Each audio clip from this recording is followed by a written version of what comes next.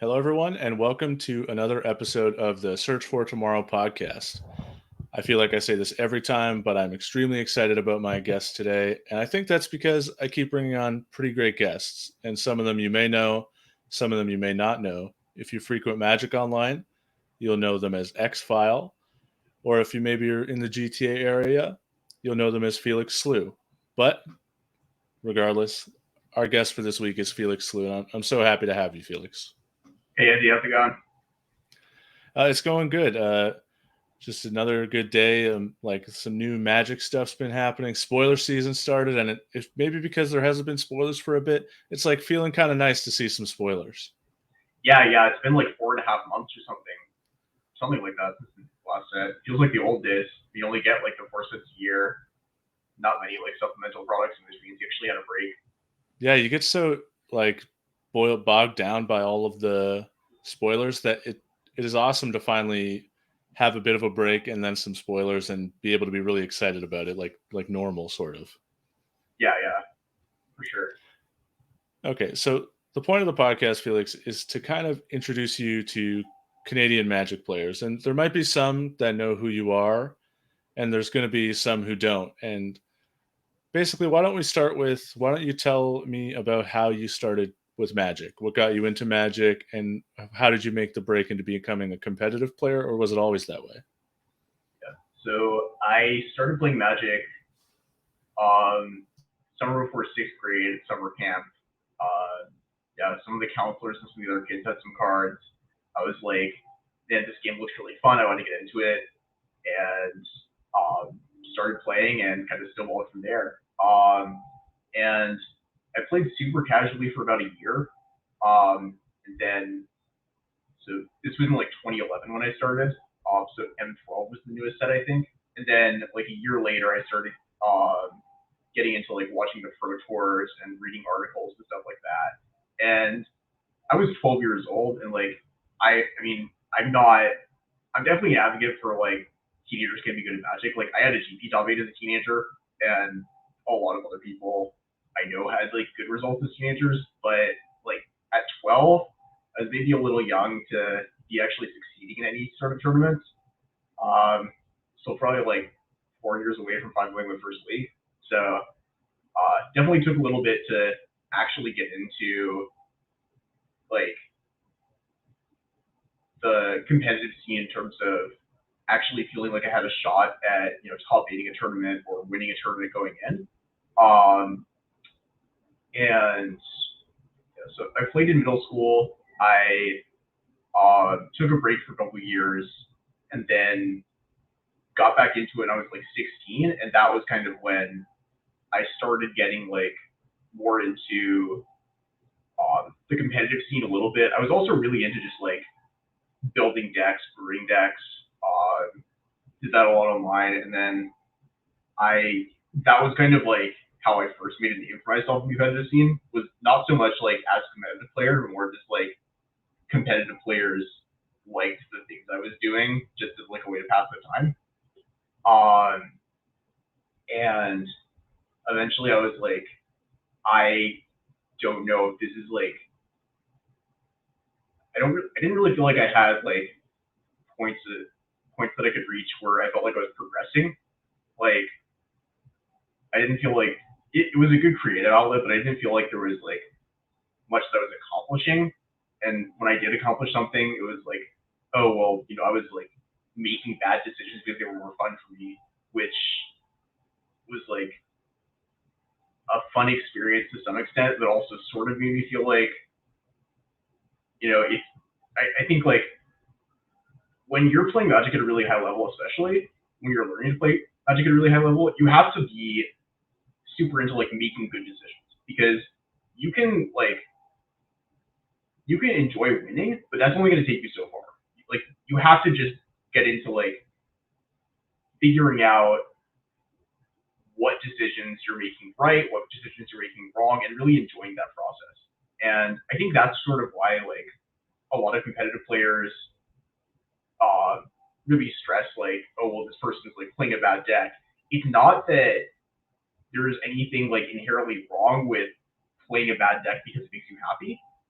It's that like I think some people, and this is a place where I've been in the past, kind of play bad decks because they either think it doesn't matter that much or they just like don't understand what goes into playing something good. Like what like just having your deck function, metagame positioning, and the actual impacts that all those things have. Like they overestimate them or they underestimate them. I'm starting to feel like I sound a little bit like a televangelist, but yeah, so I was pretty in like I got pretty into the competitive scene, just like really trying to compete, maybe like 2020-ish early, and sort of put down the like kind of brewing my own decks a little bit, and then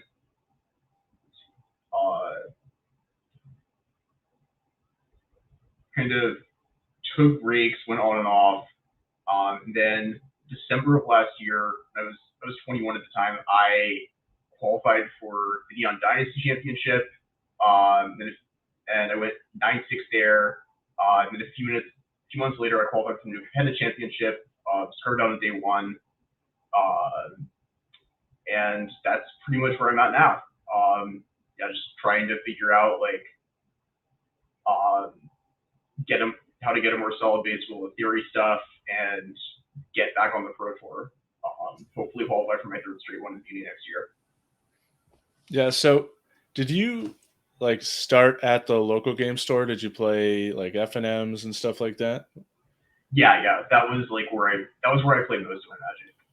What brought you to Magic Online? So I moved to Paris when I was 17, like right before my senior year of high school. My dad's job took us there, and I like moving right before my senior year was maybe not the most fun thing I've ever done. It was pretty hard to make friends, and because everyone's kind of at that point like kind of done with high school, you know, they're like starting to get senioritis a little bit, and there's this new kid coming in. On top of that, like a third of the kids in my class barely even like, I mean, they spoke fluent English, but they like mostly just spoke French to each other. They didn't really hang out with the English speaking kids very much. So that like cut down on the number of potential friends I could have even further.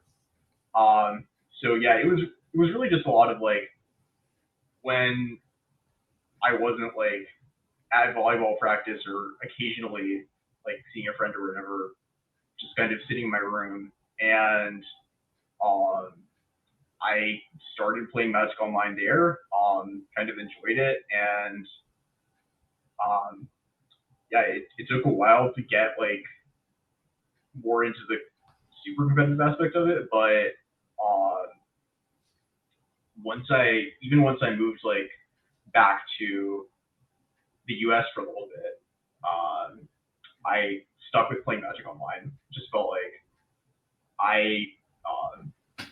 I'm not a very social person in general. I kind of like, I mean, my idea of a fun night is like maybe a couple of friends come over, we just talk about sports for a few hours. And so going to like an LGS or whatever I definitely went more for the Magic than for like the social aspect of it, which I think that's not necessarily true for a lot of people who like grow up going to local stores. And so Magic Online was like really great for me. I mean, growing up, like I was a kid, my parents weren't really going to give me money for it. I didn't know like how to get good enough to afford to keep grinding, and I also like didn't really like see necessarily how to kind of maximize the money aspect, but also the fun aspect of it. If that makes sense, like I was just like playing, I don't know, mono blue flyers or whatever in the 2-man queues, and not really like. I think when Magic Online became fun for me was when I started like pushing myself to play in the events good players were in. But yeah, like That the challenges and stuff like that, or the preliminaries and so on.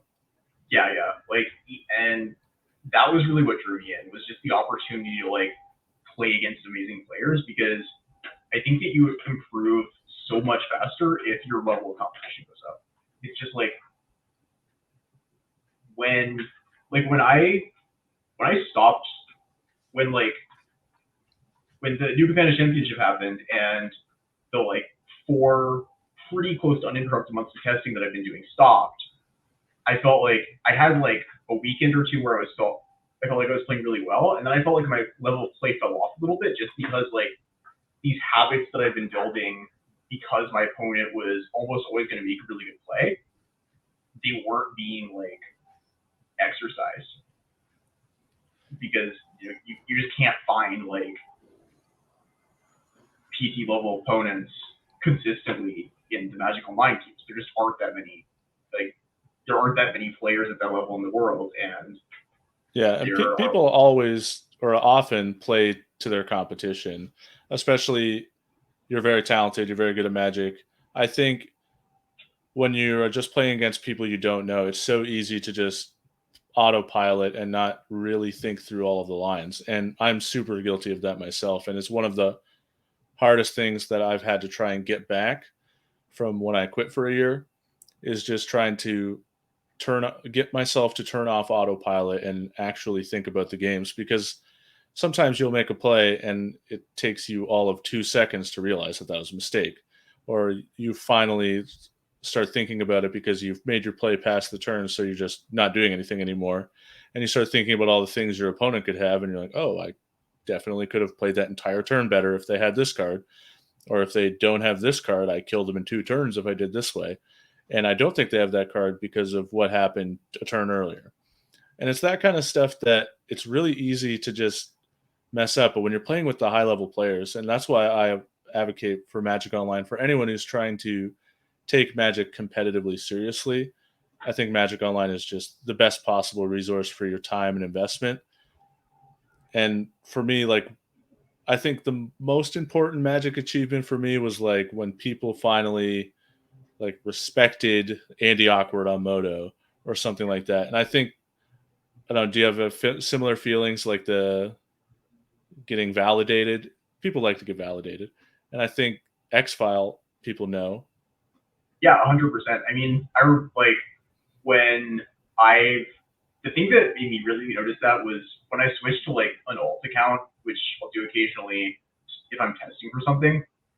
Like during testing for New Japan, I played a couple challenges on an alt account, but I get way more stalled in chat.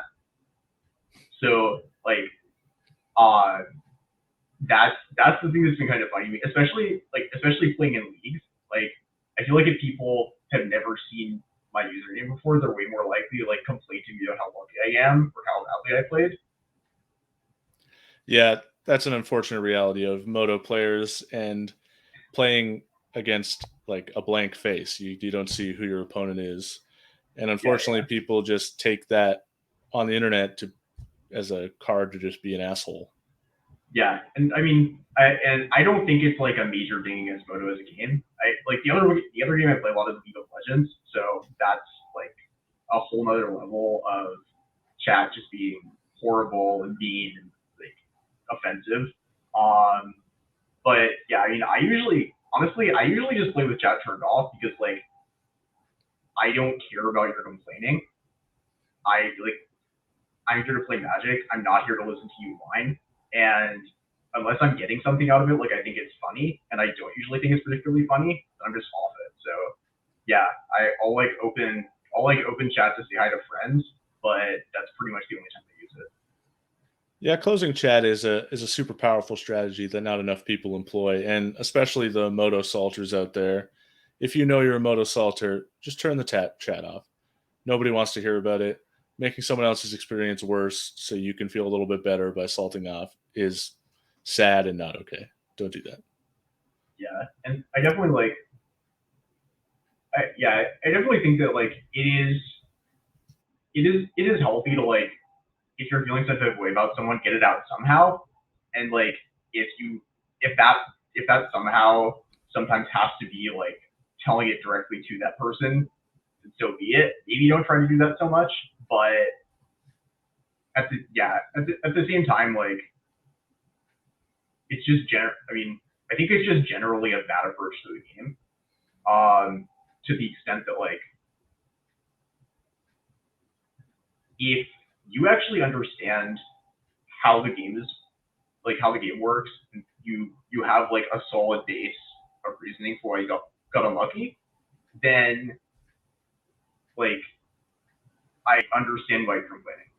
But if someone like makes a horrible game losing play and then is like, wow, you drew 3 of that 1 card, then it's like, come on, think about your own plays. Like, focus on yourself. We're going to talk about me. Yeah, that's one thing I stress a lot to players in my local area when I do go to the LGS or when I do play the local RCQs, is to just try and get them to focus on their own stuff. Like, think about what you could be doing better. And every time you get unlucky by drawing too many lands or by drawing the wrong mixture, these are things you can affect. And sometimes you're going to lose and you're going to have nothing you can do about it. But those are the times to me where those just don't matter. It's like, I did everything I could. There's nothing I could have done. It happens. I'm going to be on the other end of it at some point. And I think you just got to not worry about that and move on. Control the things you can control and try and have a better mindset about Magic. I think a lot of people have some toxic mindsets when it comes to Magic. And I think I'd personally promote people to like not salt in chat, for example. My typical thing is if I know someone is a MODO salter, is I tell them, write it in a notepad. If you want to send it to them in 5 minutes, go ahead. But you're not going to want to send it to them in 5 minutes. Sometimes we got to chill out. But I do agree. Sometimes you do have to just let it out. And unlike paper Magic tournaments where you can go up to your friends, tell a little bad beat story, and then go, wow, that really sucks, and then you move on. You can't do that on MODO, so I can sort of understand what you're saying, but I still think just don't do it. Yeah. Like, it's funny you mentioned it because I'm not a fan of bad beat stories in paper. That honestly, like, it honestly gets to me more than MODO Salt does because, like, I mean, yes, this person, like, on the one hand, this person's my friend, so that's not that bad. On the other hand, like, I might have just had a match that was frustrating myself. So I want to be able to, like, turn that energy off if that's what I need for my turn. Yeah, I have a personality that's super susceptible to people being negative. If other people are being negative around me, I'm going to start feeling crappy. So it's actually a toxic trait of mine. But if people are bringing up a lot of negativity, I'm really combative with them. I'll tell them why it's not unlucky or how they could have done something better instead. But that's not what they need. It's just like a way to try and help myself, which is in itself sort of selfish. It's just a toxic trait of mine. I've always had it. I'm super susceptible to negativity, so I'm overtly positive when faced with other people's negativity, which is not really healthy sometimes for other people. Yeah, that's definitely something I do as well. I agree. It's definitely not one of my best qualities. And yeah, I think that there's a balance between like doing what you need to do for yourself and doing what other people that you care about need to do for them. Yeah, I can agree with that. It's an interesting perspective. I liked how you at least mentioned that sometimes you accept that the people who salt off on MODO, they just have to do it. So I know you've played the most recent, is it 2 Pro Tours, you said? Yeah. On MODO? And you've played a paper Pro Tour, have you? Yeah. Well, like the Players Tour. So I like to count them all. Everything's a Pro Tour. Everything's a Pro Tour. Yeah. Face opens, like, or maybe not a face open. Everything, like the Players Tour, the Mythic Championship, the Pro Tour, they're all Pro Tours to me. Or the Set Championships, they're all Pro Tours. Obvious. Like, to me, it's obvious. But so you've played in 2 online Pro Tours, and how many paper Pro Tours? Just the one. Just the one. And which one was that? It was Nagoya. Nagoya. Oh my god, that must have been cool. Yeah, I did horribly. It didn't win a match, so that was kind of my wake up call. Like, you're not as good at Magic as you think you are, and I'm not. I'm not saying that to be like I guess I was too negative toward myself. But at the same time, I think that like sometimes you have to have like people telling you you've got to work harder to be better if you want to be better. I think that's like I had a pretty similar conversations like with a couple pro friends of mine recently that pretty much went exactly like that. Like I was just like frustrated about some like paper or execute that's gone badly, and that's basically what they told me. Like you've got to work harder, or like you got to work smarter. Because working smarter, I think is a big part of it too. Like the players tour, I like prepared alone. I think I played like 10 matches of draft in total, and obviously didn't win a match in draft. And I ended up with like a horrible constructed deck. So that was kind of like part of my motivation to, when I requalified almost 2 years later, to vouch for myself as much as I could so that I could get on the best team that I could. And that turned out to be an awesome experience. We had like not an amazing tournament at Neon Dynasty, but then New Capenna, we had 4 of the top 8, 8 of the top 16, which is like crazy. That I was, aside from Alan Wu, who wasn't playing the event, I was probably the person doing the most work on the Esper deck that Simon Nielsen and Zach Heaney top 8 with. And I think they probably had better lists than me, like they're better players than me, so I don't want to take credit for their success too much. But I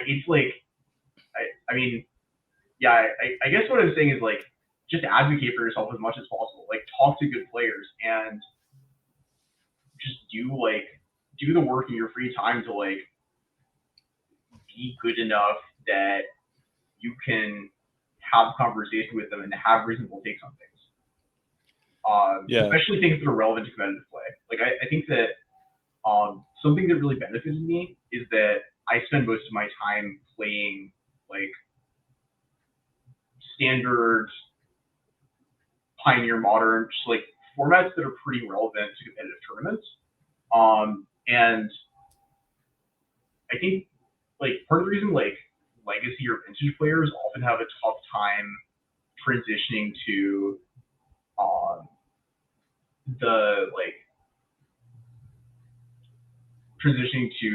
the pro scene with like these other formats is, first of all, because they're not playing these formats regularly, maybe they don't even care about them that much.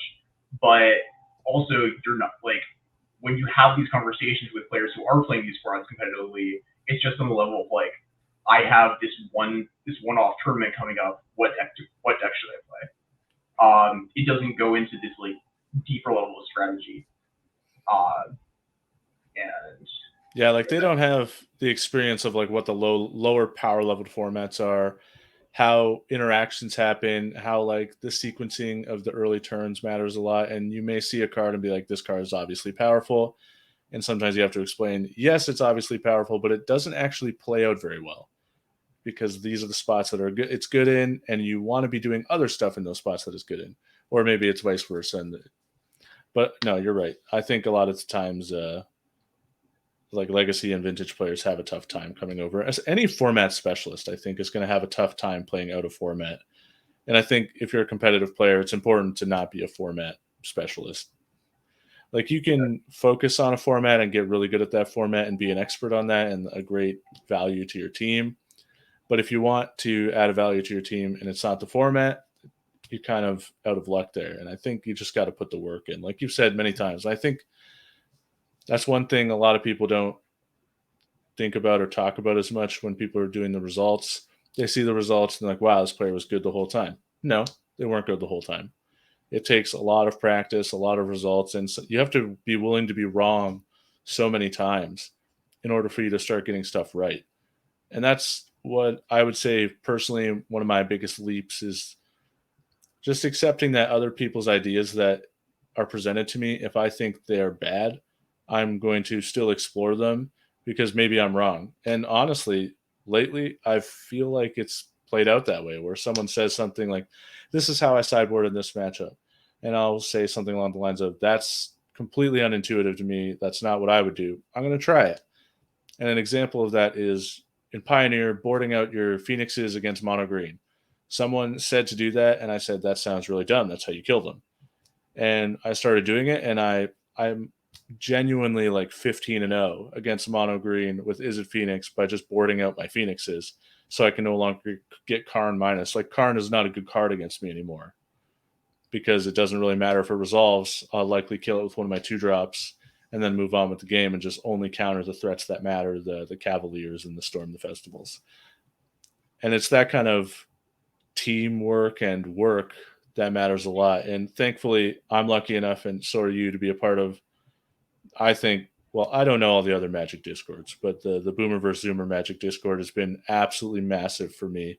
Just like a massive quality of life improvement for Magic, because some of my friends have moved away from competitive Magic. So I was sort of just always doing everything myself. But now I have this massive resource of a lot of people I really like and really enjoy talking to or spending time with to help me get better, and I can help them as well. And it's just been such an incredible online resource. Yeah, and that, I mean, I've been like in that Discord sort of on and off pretty much since it was started. Um, I've known that. I mean, I'm like a little older than most of the Zoomers. I'm 22, and most of them are like 18, 19, 20, 16, 17, kind of in that range. But my friend Bayana and I both qualified for the like Pioneer Showcase qualifier, and I didn't have, or I wanted to work with him, and he was like, "Hey, can we add Felix to this smaller Discord with just a few of these people?" And so I was kind of, that's how I got to know the Zoomers, and then I was kind of around for like the founding of like the Zoomer Discord, like Henry Goldenstein, Isaac Bullwinkle, Andre Klepach, Levi Sprung, Julian Jakovovitz. I think we're like some of the original people in there. Like Johnny Gutman was in there pretty early. Jack Potter, Andrew Barbosa, some of like the Canadian players who were like from like my generation of Magic, I guess, who were a lot of them were like kind of in that group pretty early. But yeah, it's been like, it's grown into like way beyond anything I ever expected it would. It's been kind of awesome. Just having a place where it's like, yeah, you know, you can like add whoever and they can like, you know, make connections, maybe find like a smaller testing team, or maybe like just talk about whatever format. And yeah, it's been like, I wish that when I was a teenager, I'd had like a place that was that like supportive, that was like competitive focused. I think that a lot of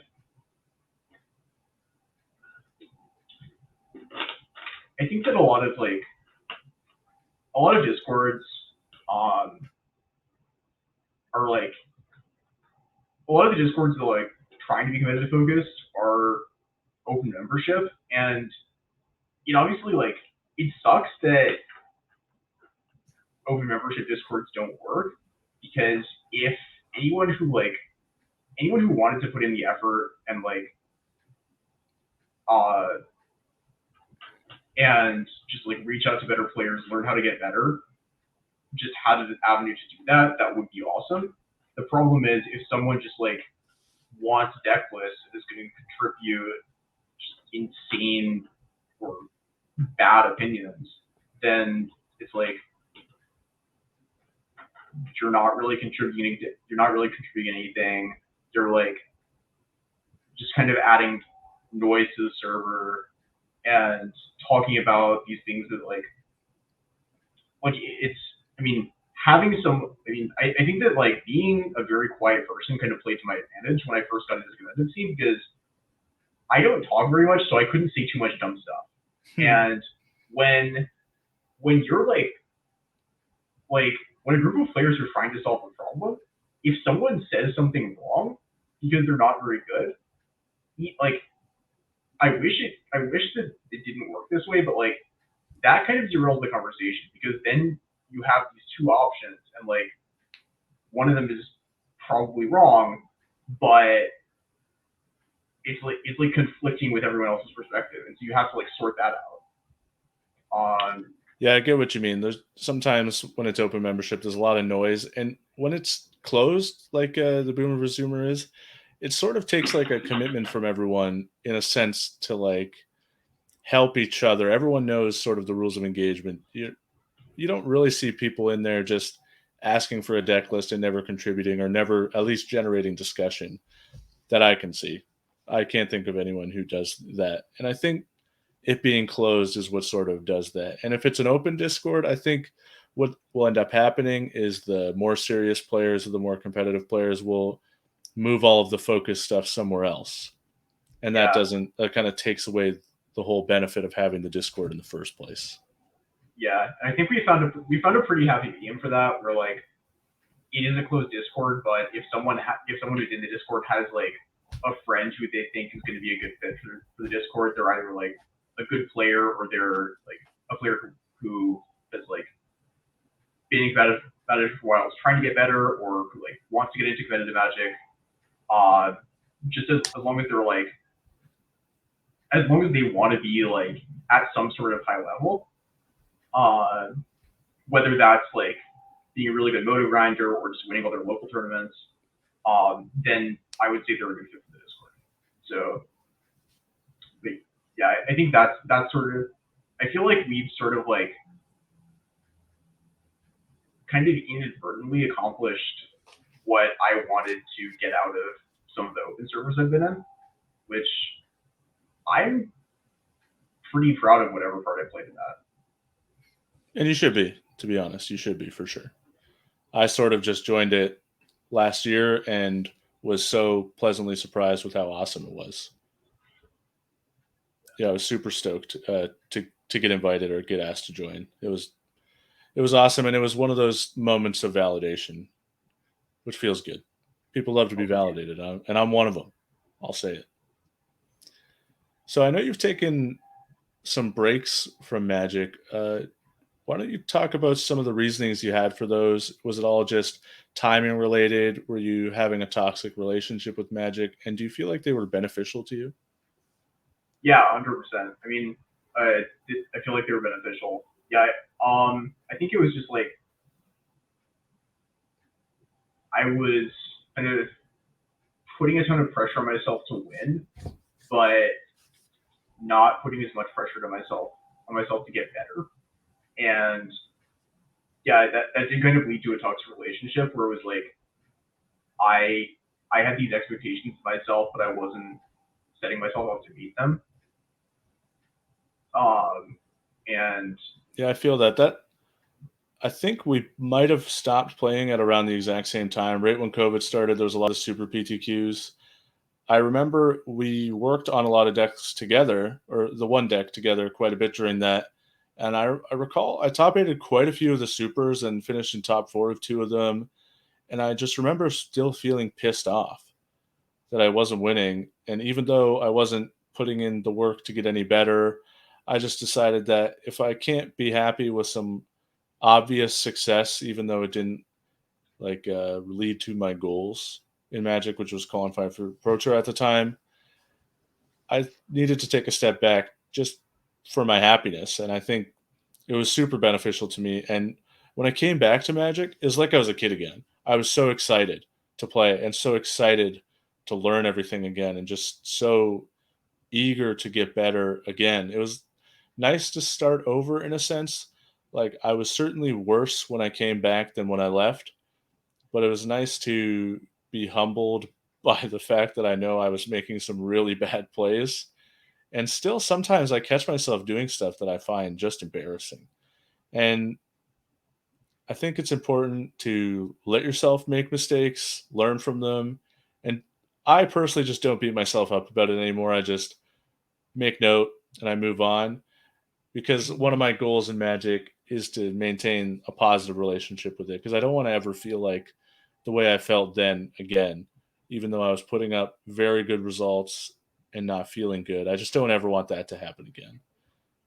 Yeah, I totally agree. And I think that like, yeah, I think what you said about not beating yourself up over your mistakes is really important. Like I mean, that's something that I've done for a long time that I still do sometimes. And I think that the thing that's important to recognize is like finding all the things that you're doing wrong just takes time and effort.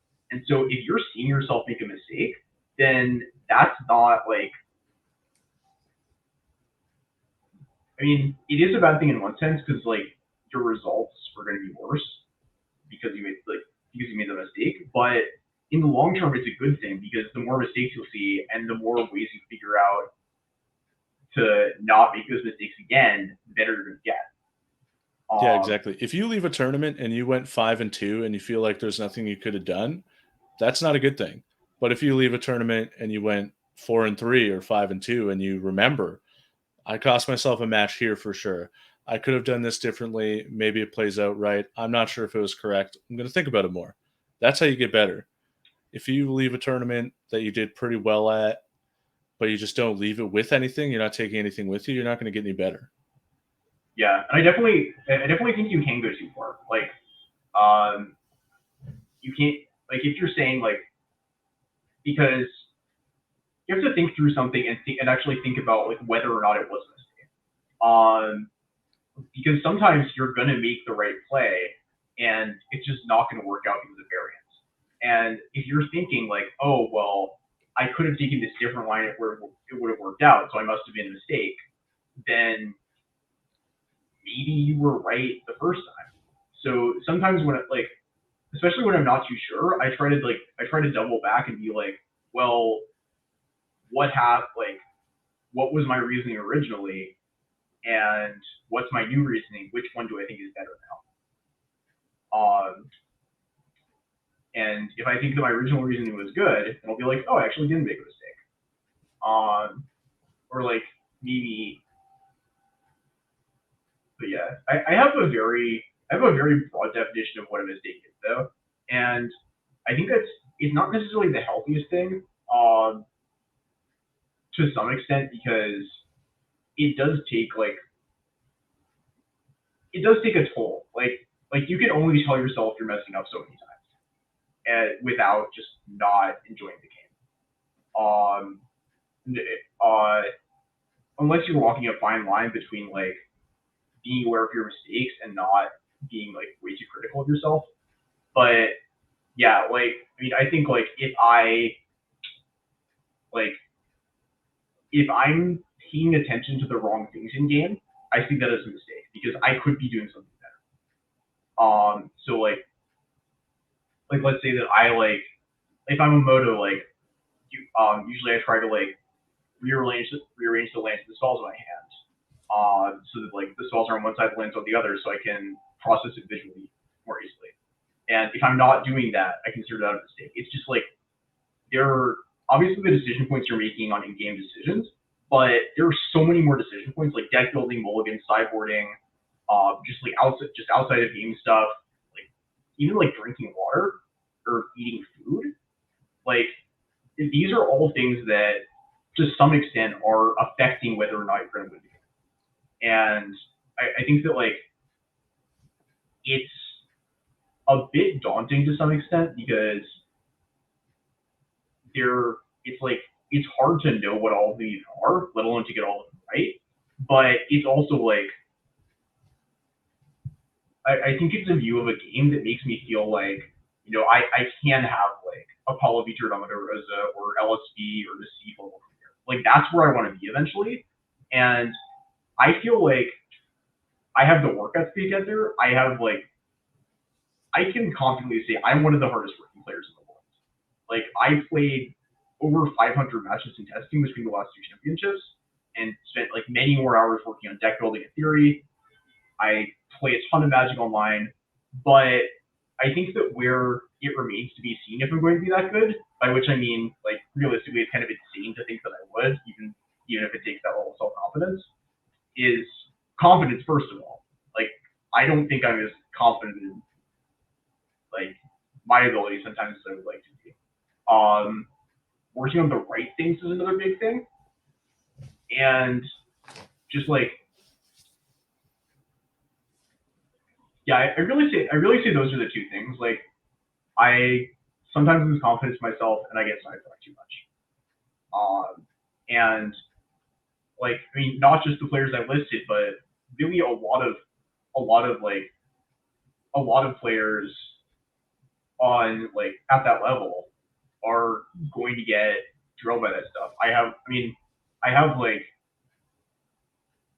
there's someone who I'm not going to name because, like, it's kind of a sensitive thing, but probably struggles with those issues and is, like, an extremely talented player, but when he's having an off day, can go, like, 1-6 or 2-5. And it's like that's the kind of difference that just getting down on yourself or getting frustrated can make.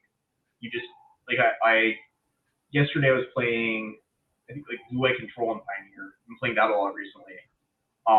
Just think, like, it's a good deck, and people are making their decisions right now in ways that play into it to some extent. Like, playing a lot of the, like, red black mid range deck that just, like, puts stuff in play. But anyway, I was playing that deck, and I realized at some point I kept losing. I was, like, I don't know. I think I went, like, 1-4 in a league, and I realized I was just playing way too conservative. Like,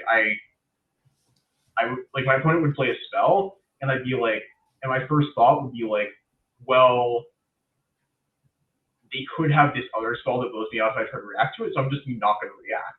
And it fully didn't cross my mind until I was done with the league that I was wasting my mana, which is, like, a fundamental thing about Magic. You don't want to waste your mana, and it's, like, it's a huge deal, but it's like, it just, like, just something wasn't clicking for me, and I wasn't thinking about that. And so I think they're like, yeah, I mean, competitive Magic is hard. It is so hard. Yeah. And what you're describing about being too conservative is absolutely, without a doubt, my biggest flaw in Magic.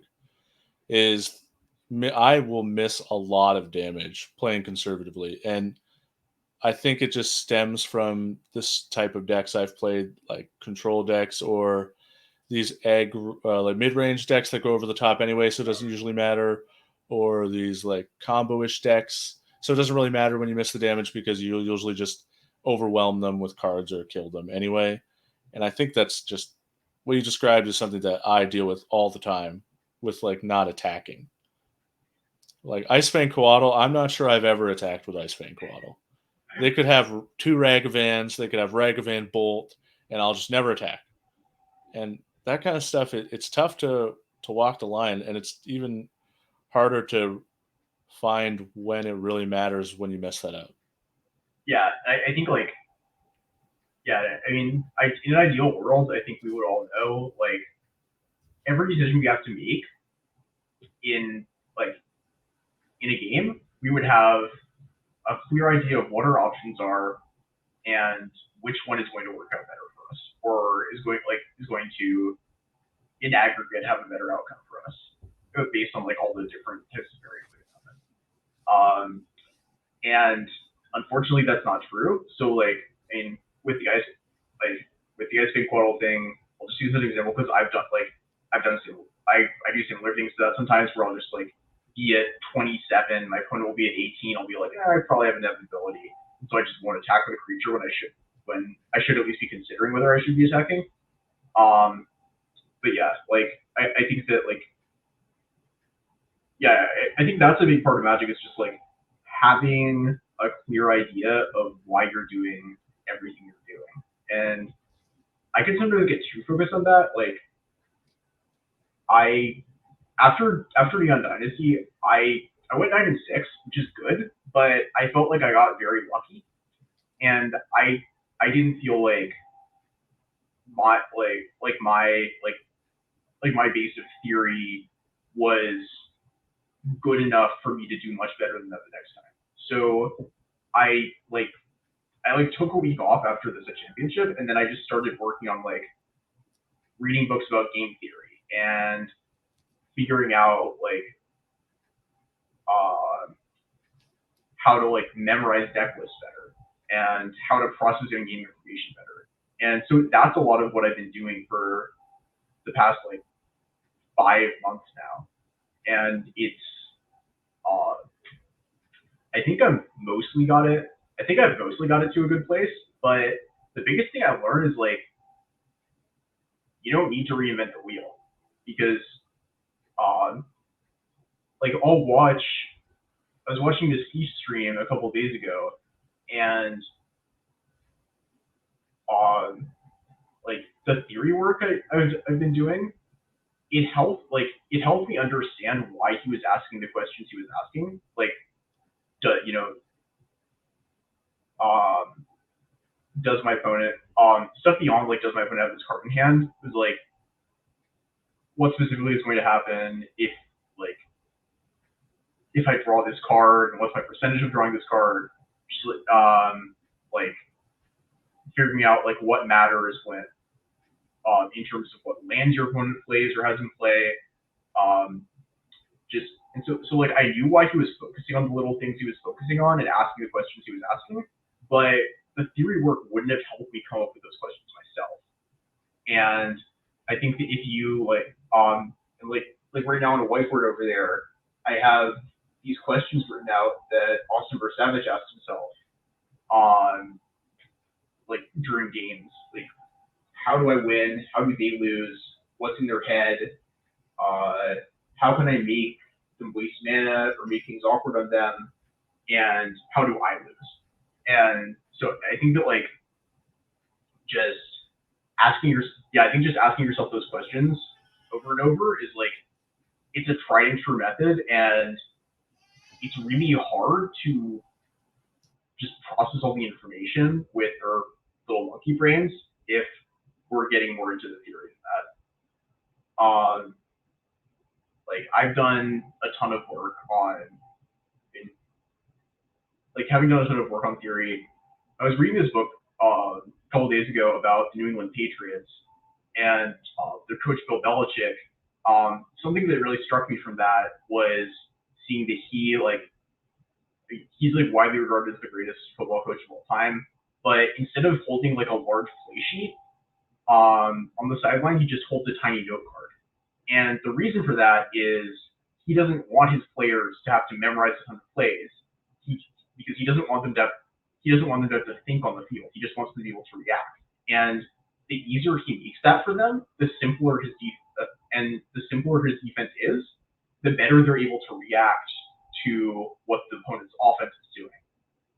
So I think there's kind of a similar concept in what, as of right now, I believe is the right way to approach Magic, and what I think a lot of people believe is the right way to approach Magic.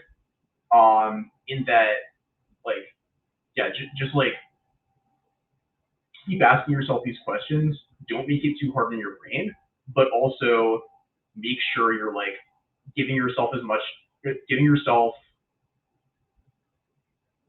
input on the questions and the decisions that matter. Like whether those are the most important ones, or even just a decision that matters a little bit, like whether you should play, Spireball, Scout, or Fetch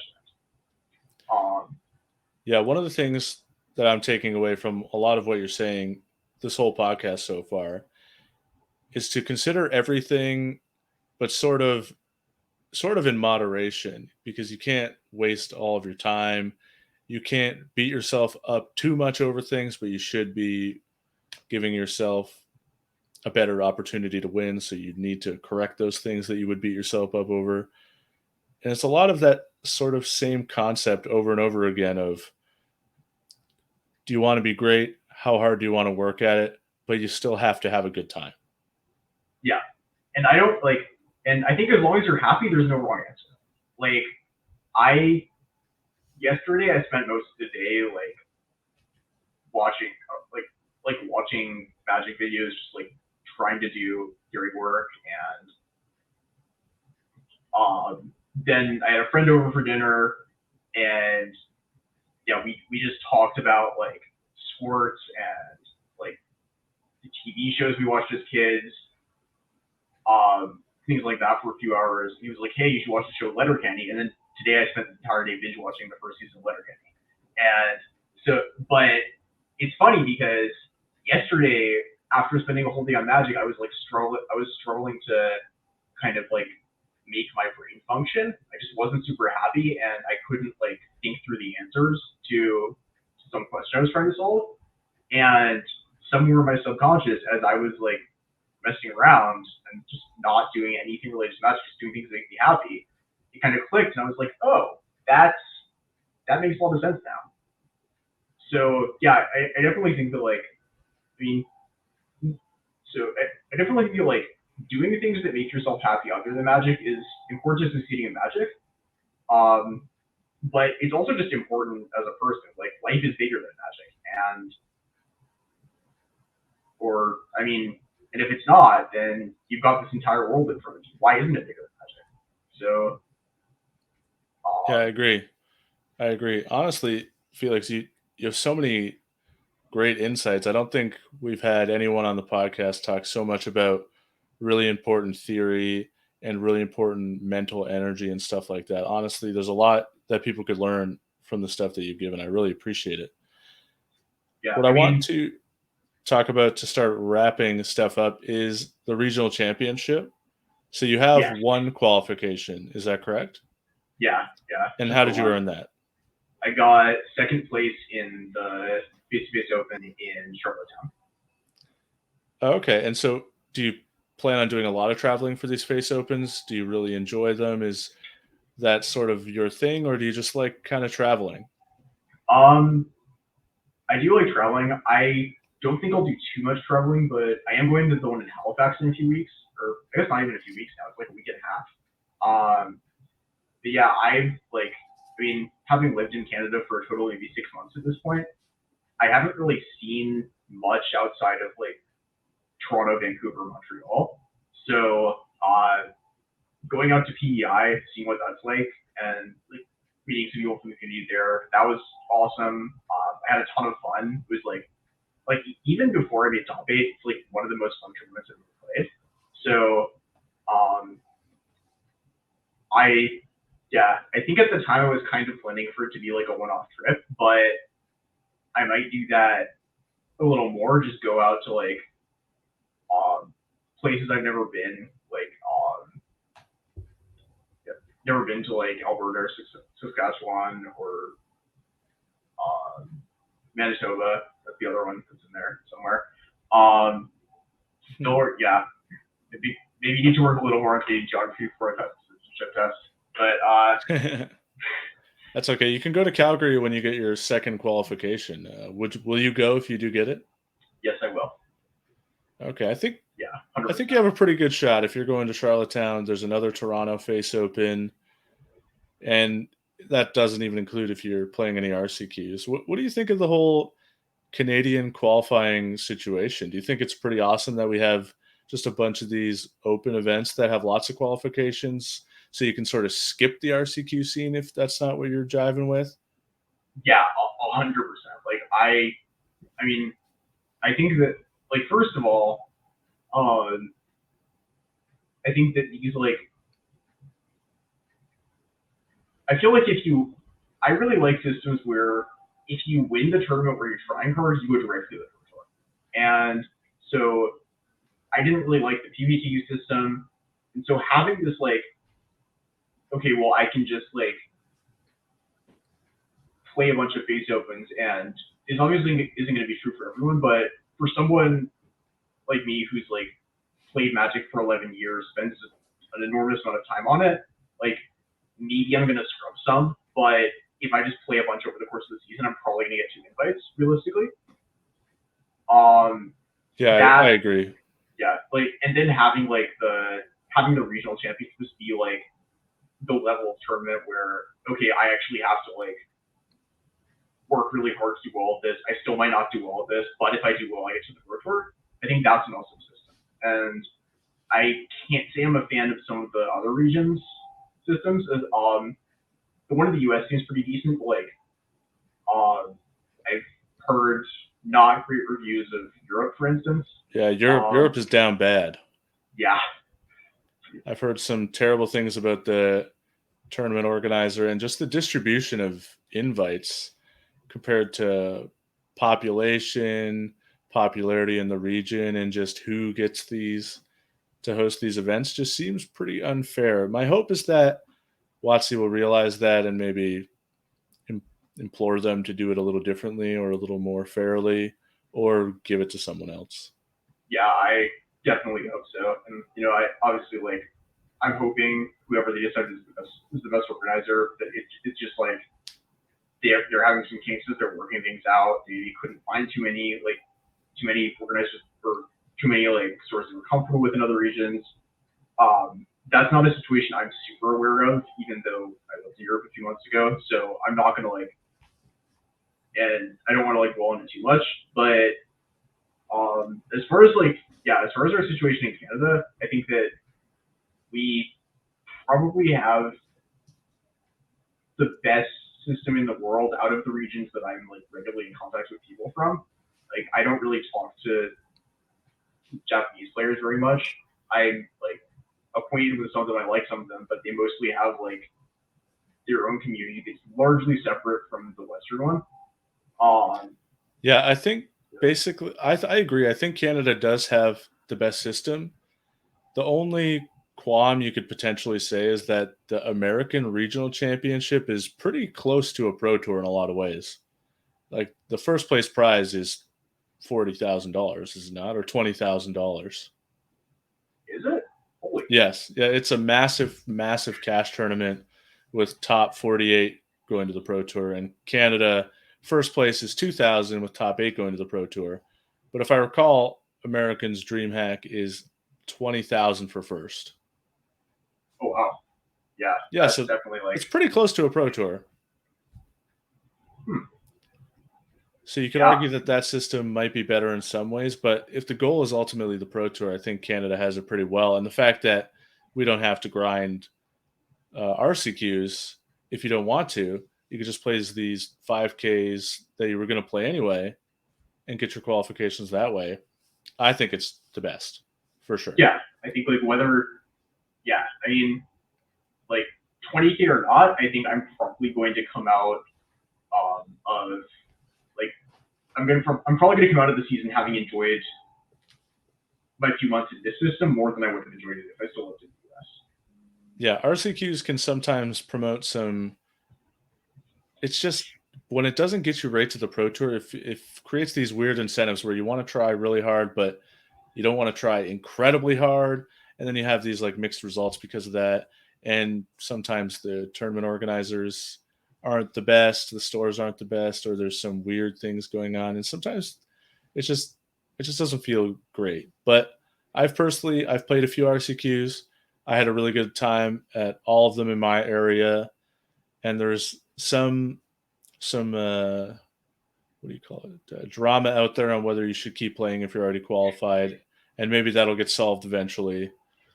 But I would love for invites to just pass down, because I don't think you want to limit people from being able to play, but also I acknowledge the differing incentives can create a lot of problems. I mean, hashtag shrink the game, shrink the honestly.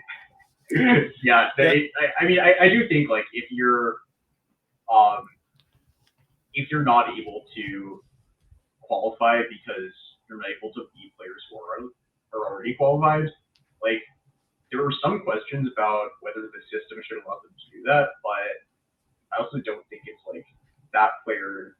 I also think there are upsides to the system being that way, because these local tournaments are the main way to play these really competitive paper decks. And so I think that if this was how the system had always been, if we had always been allowed to play in the RCQs after qualifying twice, then if it changed the other way, it would be like, well, why did it make this change? Because now once you qualify, you get punished for it. And you can't play events anymore. Yeah. So Yeah. There's a couple reasons why you should let people play. Like an example is, let's say my area is not filled with the most competitive Magic players. For me, a competitive Magic player, the only events that are really for me are these RCQs. All the local events and the local like $5 buy-in tournaments, they're not really for me. They're for the casual players. And so I sort of steer clear, or if I go, I just go to have a good time. And I don't really try and be spiky or whatever about it. But these are the events that are for me. And so you're telling me I win one and I'm just locked out. And then if you want to grow the competitive community, which I think the RCQs are geared towards the competitive players, you're locking out the best players in your region from playing with the other players. That's going to help grow them as players or give them an incentive to participate in their local community. Yeah, I mean, I think absolutely, like, just having people around who like have played against better players are gonna like just tell you like what's good, what just make like random comments while you're playing or like in when you're hanging out between rounds that might help you learn something about the game. That's like I think that there is a good amount of value in that. Not in any individual comment, but like me hanging out at some random local store for one event isn't going to help that much. First of all, because I'm not that good. Second of all, I might say like one thing over the course of the day that might help one person. But when you have like a whole system that kind of encourages this, and every RCQ you have like a few good players who may not otherwise be there, it kind of adds up. I think. Yeah, I agree. And also, I think there's a real issue of attendance. Like all the stores would rush to have their events at the beginning of the season because there'll be a bigger pool of players who can play. So, for example, some in my area, 10 players, 16 players, 25 players. If you shrink that pool by 5, that one event doesn't fire, first of all, and the rest it kind of hurts the tournament experience. But I do think the issue of the mixed incentives and scooping to your friends any rounds does create some bad feelings. I agree with that, but I just don't know if it is worth the cost, and I'm not entirely. I don't think it's in itself is not ethical or anything like that. I think it can create some situations that are feel bads for players, and I personally wouldn't want to do that. But at the same time, I personally, for example, I did play them while I was qualified. I had to weigh the fact that I know some local players were not happy that I was playing. They were vocal about not being happy that I was playing. But my friend is in the event and I want them to qualify. And I sort of have to weigh it for myself what I think matters more to me. And if I'm allowed to do it, or if you're allowed to do it in that system, I think it's hard to put the burden on the person if it's within the rules. Yeah. But yeah, I mean, I do think like, yeah, and I do think there's some argument where it's like, well, the rules aren't like making these events the way I want them, so maybe like some sort of like social, not pressure, but like encouragement might help with that. Like saying like, hey, you're like doing the equivalent of like coming to our $5 Tuesday Modern event with boggles, maybe like here's this other event, maybe go there next time, which is like, I mean, that's an antidote from when I first moved to Paris and I didn't know like the different events that could happen at different times.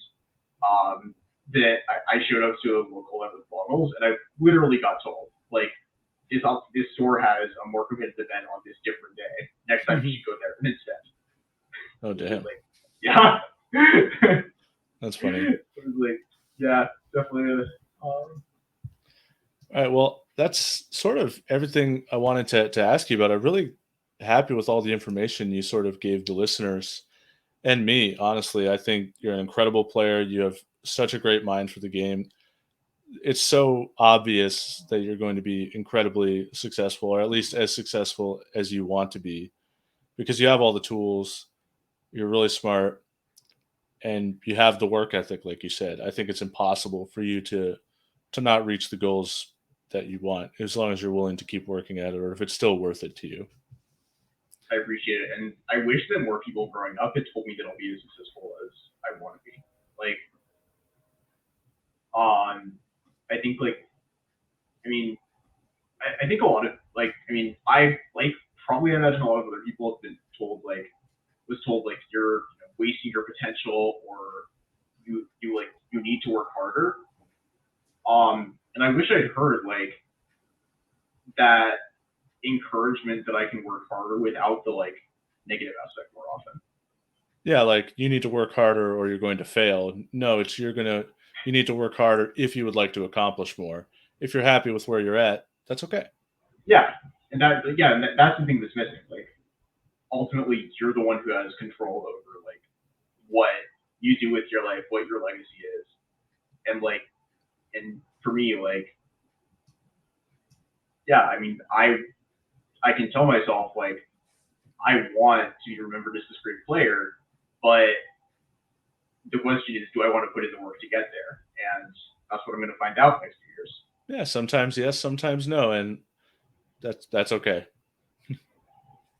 Yep. Well, before we go, I did just want to plug our sponsor, face2facegames.com. They're having a massive sale all August. The sale changes every couple of days. It's definitely worth checking it out, because if your thing that you're looking for is not on sale currently, it certainly might end up being on sale. And sometimes the sales are like up to 70%, which is massive if you find the thing you're looking for, even like 30% off. If you're going to buy it anyway, you should take a look. And once again, the next RCQ seasons, some of them are getting announced. If you're looking, I'm not sure if the window's closed for next RCQ season, but if you're a competitive player looking for your scene to get more competitive, speak to your local store about going to the Face-to-Face Games website, signing up for these RCQs. If you're like, if that's what you want to see your stores do, just talk to your stores. And if you're a store, sign up for these RCQs. Players like them. And there's good promos. Face to face is really open with communication about working on it. Like if you don't want a 4-event one, you don't want a 1-seat one. I'm pretty sure you could work out a different situation if you want to do a 2-seat one or something like that. They're pretty open when it comes to communicating stuff like that. So if you want to be more competitive, that's the best way to do it. Once again, Felix, thank you so much for the conversation. I think this is without a doubt the most like level uppy, most useful episode of the cast so far. Usually, people talking a lot about themselves and sort of their story with Magic, but as it so happens, your story with Magic is built on a lot of improvement and self-reflection, and you brought a lot of that to the podcast, and I appreciate that. Yeah, appreciate it, Andy. Always great talking to you, and yeah, I hope that what I said was helpful and not too harsh. I don't want to make someone go like, wow, I'm not like doing enough. I should feel bad about myself. Like that's not, yeah. Like I mean, I hope that's not the takeaway from this. It's just like it takes like it takes a lot to be a good player, and whether you want to do that or not, just do what's best for you. And I hope that I hope that I provided some insights on like not just working hard, but working smart, kind of like the things that I've been trying to figure out the past few months. Yeah, you got to do, if you want to improve, you got to put the work in, take the time, but you got to be happy. And I think sometimes you got to make sacrifices in other things just to make yourself happy, and don't don't beat yourself up too much. But that's it for this episode. Thank you everyone for listening, and thanks a lot, Felix. Thanks, Andy.